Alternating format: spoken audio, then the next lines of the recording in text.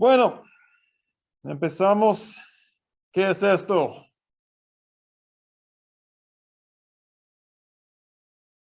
¿Qué es este animal, este dibujo? Es un dibujo de Picasso, creo. Desde hace unos 100 años, algo así, tal vez. Parece un perro. Un perro. Muy bien, gracias. De nada. I was hoping somebody would be out there. It's usually easier. Yeah, it looks like a dog. It's a very famous dog, actually. A very famous perro. Parece un perro.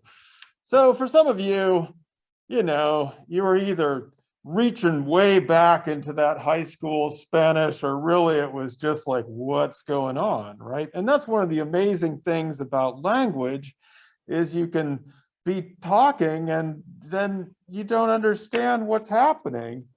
So in English, I guess we'd call this a dog. Any French speakers? What do we do in French?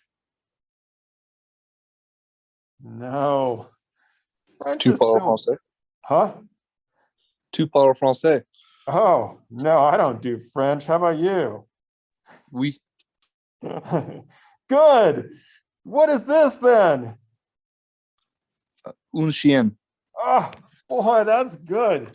You're in trouble, Tom. Keep that mic halfway on. I'm gonna need some French stuff coming in. That was some good French too.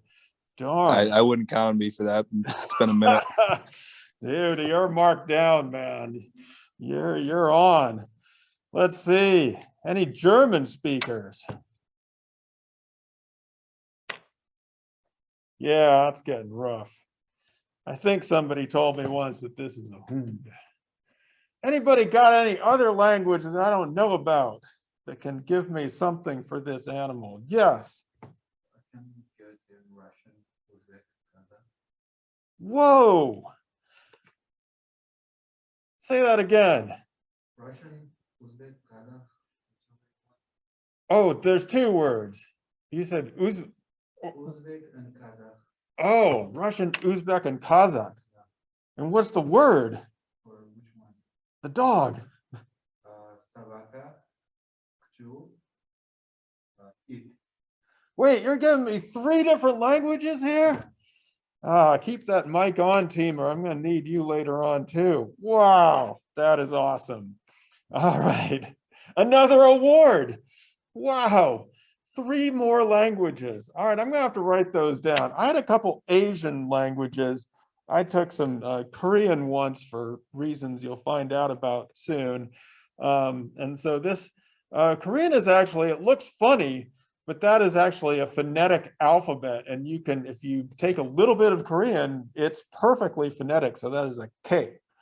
And that is, my pronunciation's not good, but anybody, you could take a few classes of Korean and be able to read that. What you probably can't do, and somebody verified for me once that this is the symbol in Chinese. That is not, as we know, that is not phonetic. You just have to know. You have to know the symbol, so there's not phoneticism behind it.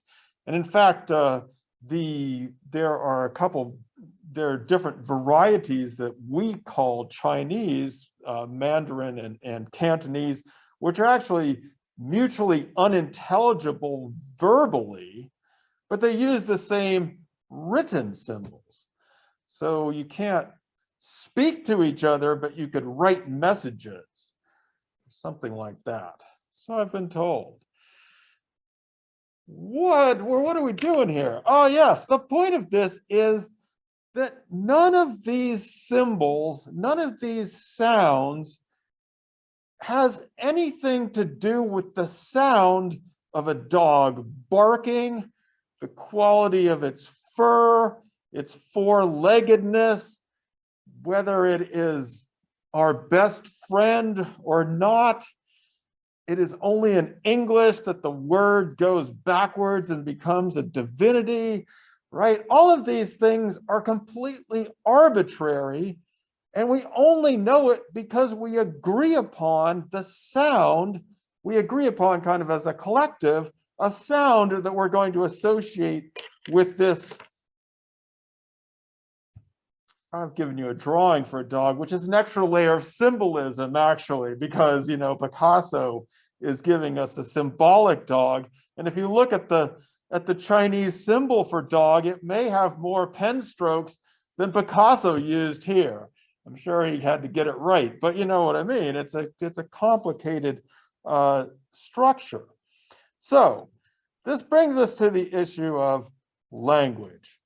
Like I said, one of the main insights of linguistics, linguistic anthropology, is that language is not, we tried for a long time to measure, you know, tones and frequencies and measure them with people's bodies and try to figure out which words might be associated with which stuff.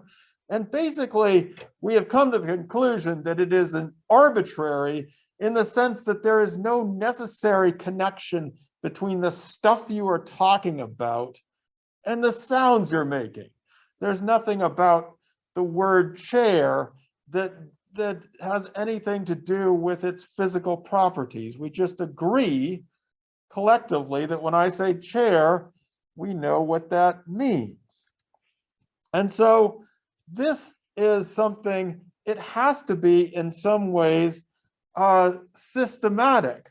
You have to know the rules in which to be able to express yourself. It is the property of humans as a species.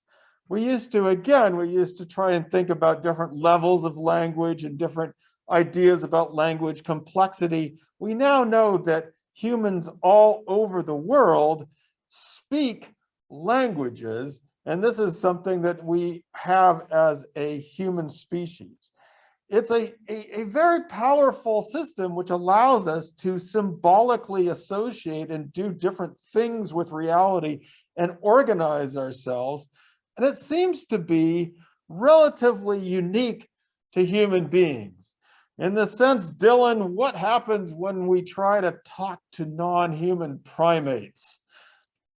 There's no, like, we can't because they're weight making. Yeah, way different, right? Now, we'll talk about this in a second. I will say that 50 years ago, when people first were studying some of this language stuff, they really assumed that there was a huge gulf between the human primate and the non-human primate. In that time, we have taught various non-human primates different sign languages. There is a famous chimpanzee called Washoe, taught human sign language. Coco, the signing gorilla. Some very interesting work with kanji, the bonobo, and different forms of keyboards. It's usually sign language because of the vocal stuff isn't there. But they seem to be, you know, I mean, if you teach them in the same way that you would teach a child, they seem to be amenable to a decent level of instruction. So you know, it's not necessarily that this is, but it's not something that they're developing on their own. And for the most part, what we see among the non-human primates and other animals that are communicating are what we call closed call systems. And in closed call systems, what we have is an association between a sound or a screech or some sort of verbalization and something that is there. And so it usually implies danger or some kind of system in which there is a concrete association between a specific sound and a specific something that is happening in the environment. And so, like we said, human languages are not specifically associated. That means they have that arbitrariness about where you can have. They also have what Lavin, Schultz, and the linguists call openness. So in a closed call system, you associate the sound and the thing, or the sound and the action, and you can't sort of combine it in new and different ways. In human languages, we can we are following rules, but as we speak, we are making new patterns and new ideas that really are emerging from the very act of speaking. We're not robots. We can do different things with our ideas. And, you know, if I say, look at the purple floating elephant over there, there isn't one, but you can imagine that there's a purple floating elephant over there, even though there never will be. Something happens in your imagination. And that is related to another property of human languages, which is displacement. So unlike creatures that can only talk about what's in front of them at that time, in human language, we can talk about what we will eat for dinner if we ever get out of this class, or what we did yesterday, even though it's not here with us. We can talk about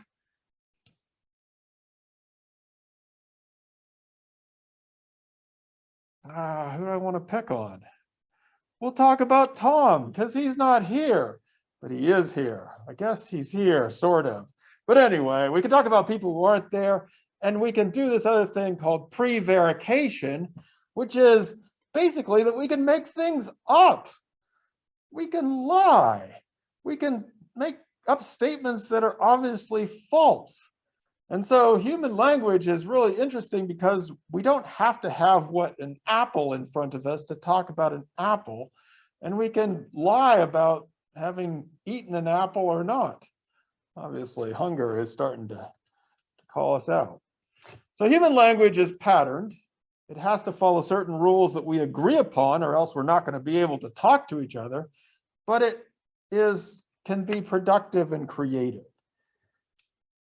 Now, we spent a long time trying to figure out, well, how did symbolic language develop? Because it is a pretty huge leap from the closed call system to having this system of arbitrary sounds that are combined in different ways to be able to make unique utterances.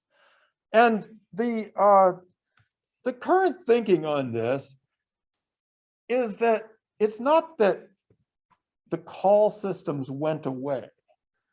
It's that this other system, human language, co-evolves or evolved alongside the call systems. So if you record human language, there's a lot of tonal variation. There's a lot of emotional expression. There's a lot of different kinds of things we do with our bodies to try and make ourselves understood. All of that stuff is in some ways part of this ongoing heritage of being a biocultural system. So it's not that there was a call and then it evolved into something else. In some ways, we still have the calls around. I'm not trying to, that sounds weird.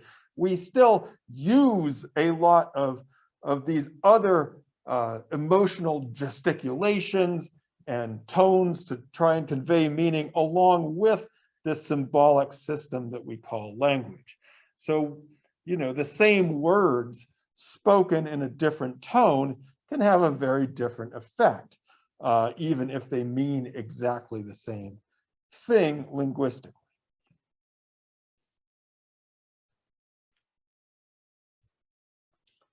Now, it's very important here, or it's very useful, we might say, to compare what we do with language with what we just did with culture and the culture concept. In some ways, language helps us understand what culture is, so that if you understand language, then you can understand culture. So we talked about culture as being patterned and as being shared, that there's a social transmission, and that it's not just everyone sort of summing up their own individual thing. And that is certainly true with language. If language were just the sum of the parts, or I mean the sum, if everybody was trying to do their own language, then we wouldn't be able to understand things. You have to have some sort of inherited field of significance in order to make yourself understood. Now, of course, you're your own person.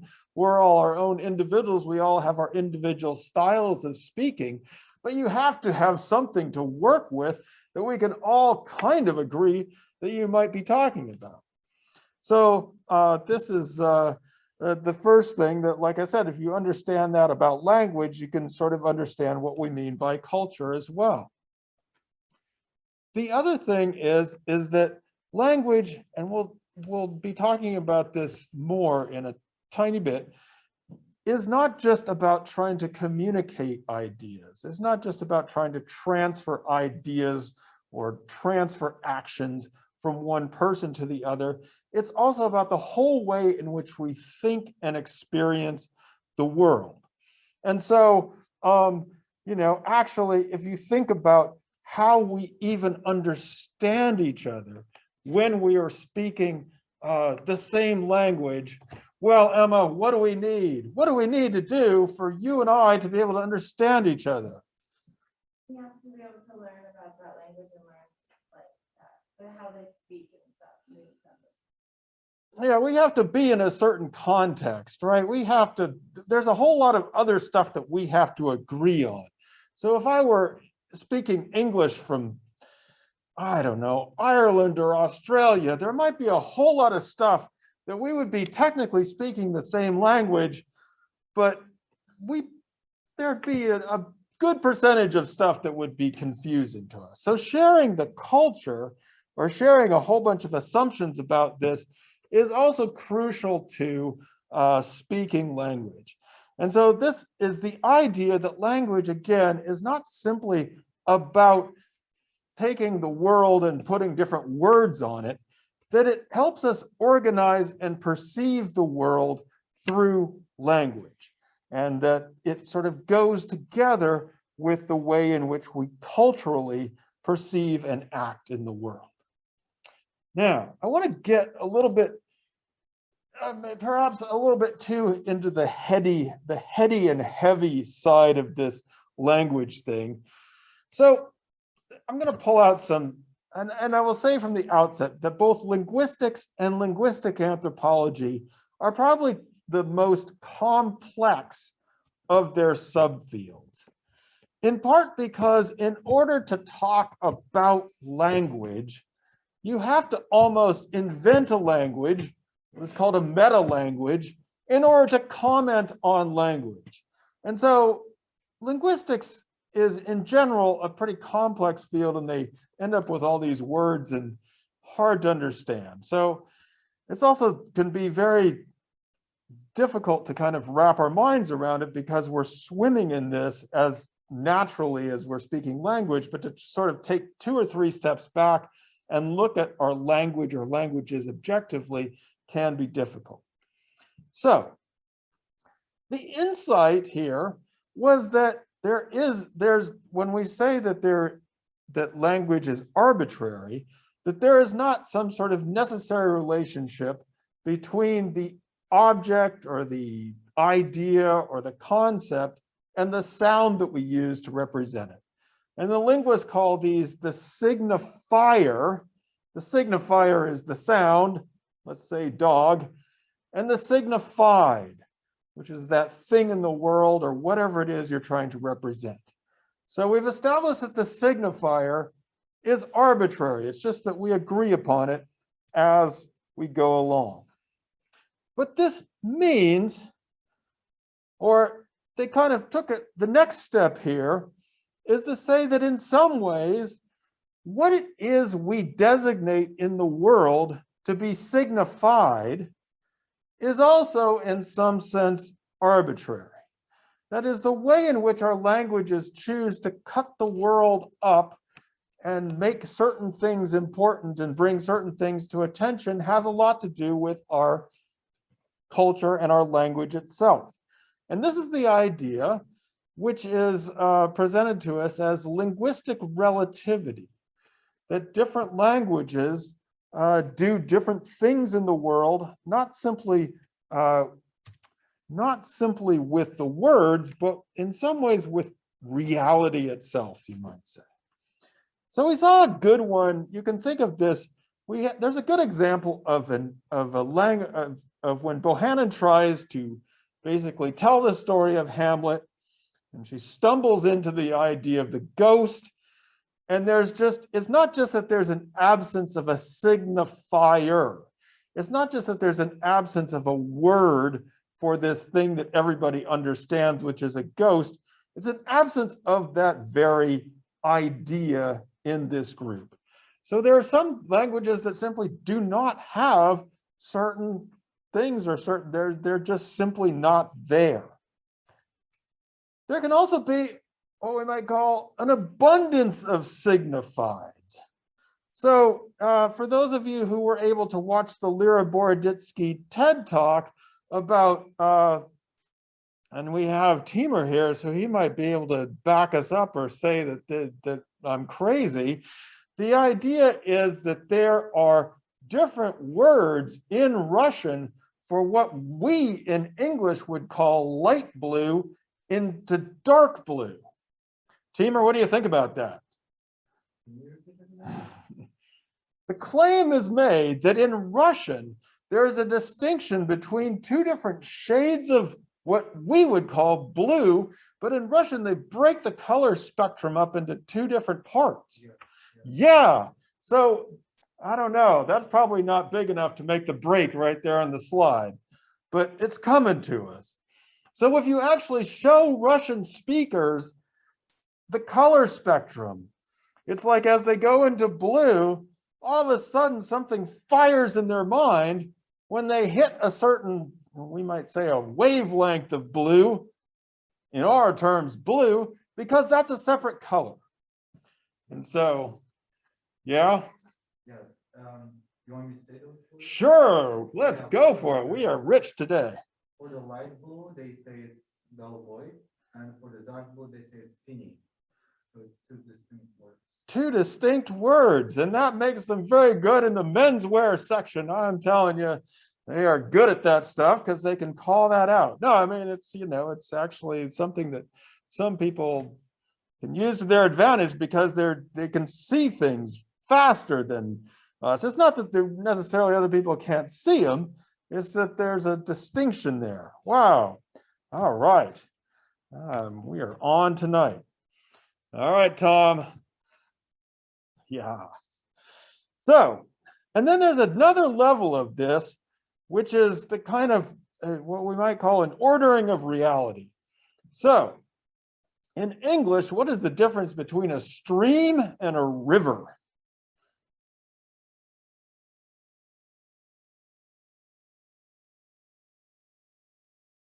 This doesn't have to be Tom. Tom's on deck for fleuve and rivière, and I don't speak French very well. English speakers, stream and river, what's the difference?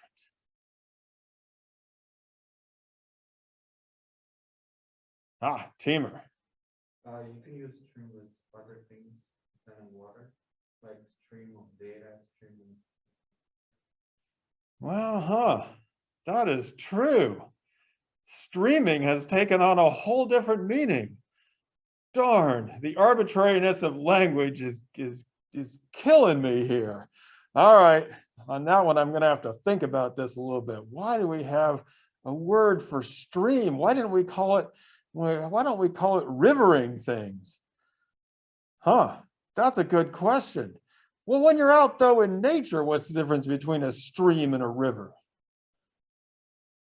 Yeah. River is larger than a stream.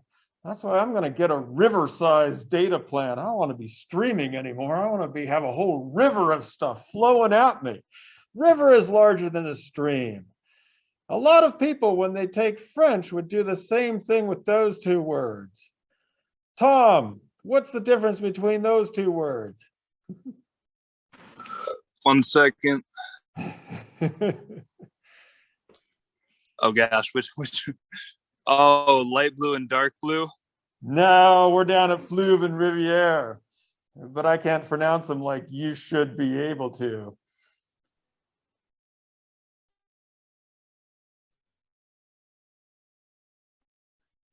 This is some deep French. Like, yeah, I'm pretty sure that's like it's like the chien. It's like a waterway kind of. It is a Like there's waterway. Yeah, It like is a there's like boats and waterway. stuff on it. And most people use it in exactly the same way that we've been talking about, as in little water versus big water. Fluve, you can see little versus big. In actuality, though, and this was a quote from a famous anthropologist, Marshall Solins, who recently passed away at the age of 90. For the French, the distinction is between an inland waterway that flows to the sea and a substantial tributary thereof.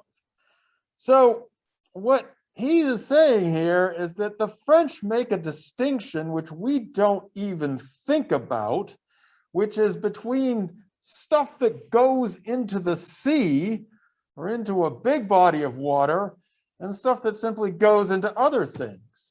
This is not a distinction that we care about. And so then this is meant to be funny. I'm not sure if it's funny at all because it's some anthropologists. The French are hung up on where the sea is. Now, he was making a joke. I'm not sure that the French really are hung up on where the sea is, but you can see that in their language, there is something that you need to think about when you're describing running water. I'm not sure if this has anything to do with how they stream videos there in France, but we'll have to get on them about that. That's a good question. So some people wanted then to take this and say, well, linguistic relativity is even bigger than that. We should call it, or the sort of strong version of linguistic relativity is called linguistic determinism. What would that be, John? I think it's like a person's understanding of the full potential of a specific knowledge, also like when it's the understanding of that specific individual. The language he or she learns is also the amount of knowledge that person is gaining. Yeah, so the linguistic determinism idea is most famously associated with Edward Sapir and Benjamin Whorf and their work back in the 1920s and 30s. And so it's sometimes called the Sapir-Whorf hypothesis, which is kind of strange because they didn't really hypothesize anything, but they were thinking about how language might not just reflect the world and might just make us think differently, but maybe even determines how we think. And so if we dig into Benjamin Whorf's writings, we can find this sentence, which is probably his strongest statement about linguistic determinism. The nature of the language is the factor that limits and channels in an autocratic way, which is to say that in some ways you are channeled by the language that you learn, and that's where you're going to go. That's going to limit you or it's going to steer you in certain directions. Now, I don't even know if Whorf and Sapir and Whorf thought that much about it, but basically, I think anthropologists, most linguistic anthropologists, have come to the conclusion that strong linguistic determinism, the idea that your language is sort of guiding you, directing you, and encasing you in your world of thought, is not supported by this. Let me see if I can marshal. Francis, are you out there? Yes. What did you, why don't we want to go with this idea of strong linguistic determinism? Because I remember the specific one that I remember was like they were saying that you couldn't learn another language that was different from the grammatical structure of your own, which kind of isn't how it works, because there's a lot of countries that make their people speak more than one language. Spanish has a kind of similar grammatical structure than English, but I speak two languages and I'm perfectly fine. You're perfectly fine. We'll agree with that. Teamer's speaking 4 at least. Got any more up your sleeve? 4, right? Oh, a mere 4. All right. He seems fine too. So, yeah, I mean, there's just a number of reasons that we don't think this sort of strong idea. One is, if everyone was encased in their own language world, how would you even know it? it'd be impossible to translate from one world to another. The whole idea of anthropology would be kind of stupid, because how would you translate between, how would you try to communicate between language?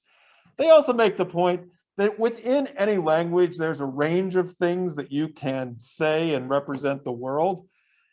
And then, as Francis said, and I think it's important because a lot of people have forgotten this, especially us, people who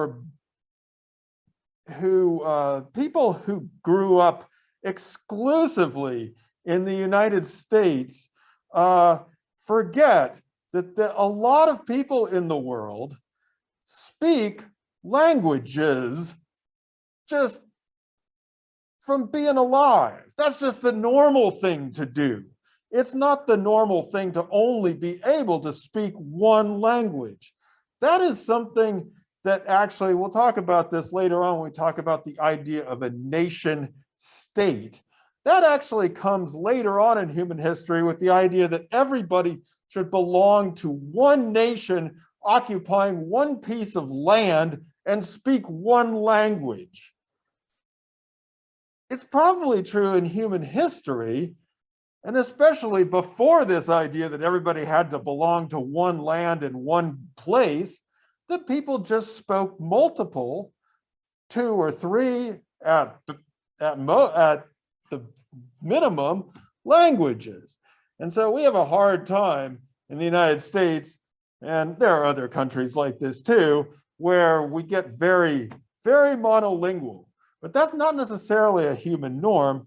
Human norm is to actually be able to speak and communicate in different languages.